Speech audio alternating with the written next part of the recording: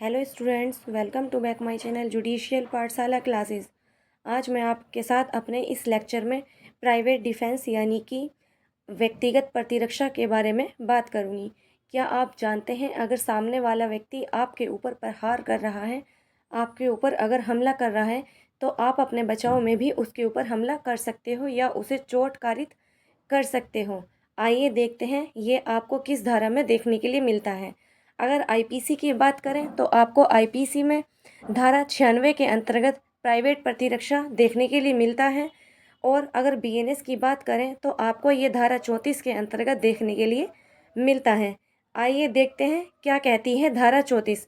धारा 34 कहती है, कोई बात अपराध नहीं है जो प्राइवेट प्रतिरक्षा के अधिकार में प्रयोग की जाती है। यानी कि कोई भी अगर ऐसा कार्य है जो व्यक्ति अगर अपने बचाव में कर रहा है तो वो क्या है, अपराध नहीं है, चाहे सामने वाले व्यक्ति को कितनी भी चोट आ जाए। लेकिन जब आप अपना बचाव करेंगे, आपको अपने बचाव में ये देखना होगा कि आप उसमें उस सामने वाले व्यक्ति से अधिक प्रहार नहीं कर सकते। अगर वो आपके ऊपर डंडे से प्रहार कर रहा है तो आप उसके ऊपर पिस्तौल नहीं चला सकते। अगर वो आपको रहपट मार रहा है तो आप उसके डंडा नहीं मार सकते। यानी कि दोनों का प्रतिरक्षा जो है, आपकी अपनी साइड से प्रतिरक्षा का अधिकार जो है ज़्यादा भारी नहीं होना चाहिए। अब देखते हैं, क्या प्रतिरक्षा के अधिकार में शरीर और संपत्ति भी आती है या केवल शरीर ही आता है? बिल्कुल, आप प्रतिरक्षा के अधिकार के अंतर्गत अपनी और अपने शरीर की और अपनी संपत्ति की और अपने अलावा आप किसी अन्य व्यक्ति के शरीर की और किसी अन्य व्यक्ति की संपत्ति की क्या है, प्रतिरक्षा कर सकते हो।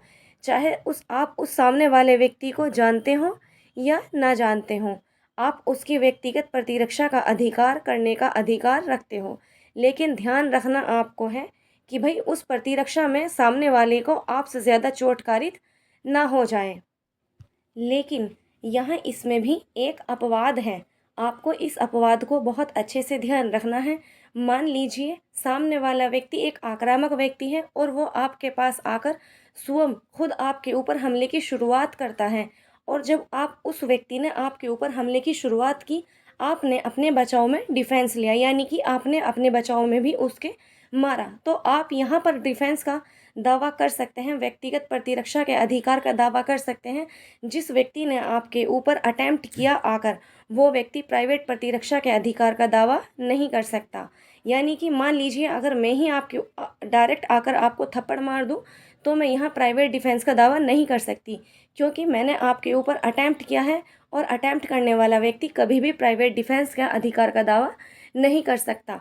केवल प्राइवेट डिफेंस के अधिकार का दावा वही व्यक्ति कर सकता है जो इसमें पीड़ित हो, जिसने अपने आप को बचाव किया हो।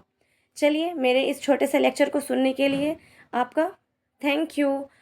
मेरे चैनल को ऐसे ही देखते रहिए, बने रहिए हमारे साथ। मेरे चैनल को लाइक कीजिए और सब्सक्राइब कीजिए।